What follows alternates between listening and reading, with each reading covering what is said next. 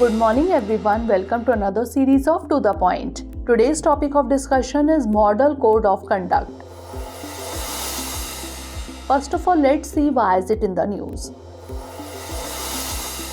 With the poll dates for the Karnataka Assembly elections just announced by the Election Commission or EC, the Model Code of Conduct has officially kicked in for the southern state.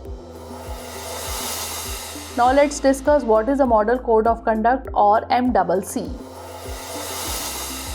The MCC is a set of guidelines issued by the EC to regulate political parties and candidates prior to elections. It helps EC in keeping with the mandate it has given under Article 324 of the Constitution. It gives EC the power to supervise and conduct free and fair elections to the Parliament and state legislatures. The main purpose is to ensure that ruling parties at the center and in the states do not misuse their position of advantage to gain an unfair edge. The MCC is operational from the date on which the election schedule is announced until the date of the result announcement. Now moving on to its evolution.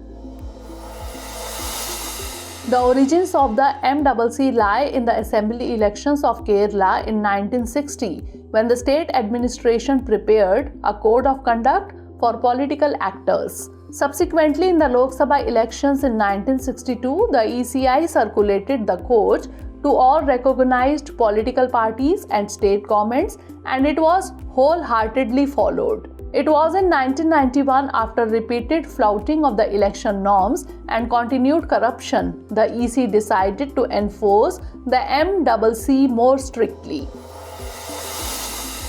Now let's have a look at the provisions under Model Code of Conduct. General conduct. Criticism of political parties must be limited to their policies and programs, past record and work. Activities such as using caste and communal feelings to secure votes, bribing or intimidation of voters, etc. are prohibited. Meetings. Parties must inform the local police authorities of the venue and time of the meeting to enable the police to make security arrangements. Processions. If two or more candidates plan processions along the same route, organizers must establish contact in advance to avoid any clash. Polling day. On the day of polling, all political parties and candidates should cooperate with officers on election duty to ensure peaceful and orderly polling.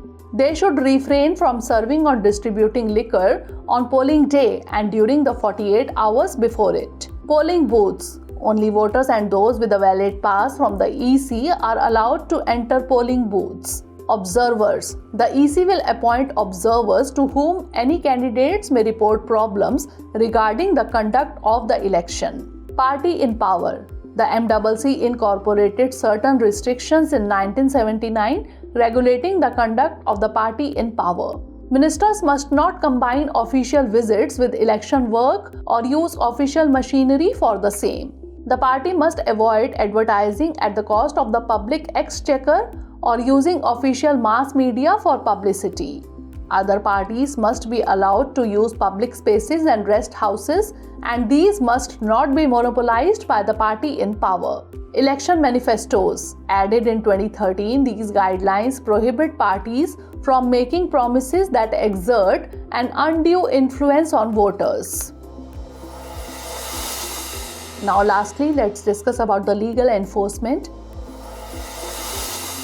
Though MCC does not have any statutory backing, it has come to acquire strength in the past decade because of its strict enforcement by the EC. Certain provisions of the MCC may be enforced through invoking corresponding provisions in other statutes such as the Indian Penal Code 1860, Code of Criminal Procedure 1973 and Representation of the People Act 1951.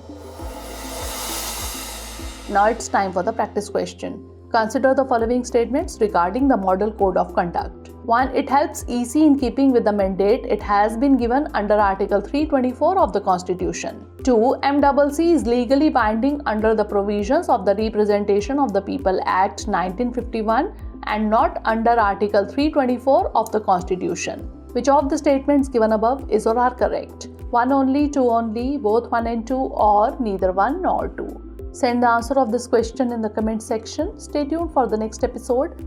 Thanks for watching. Have a great day.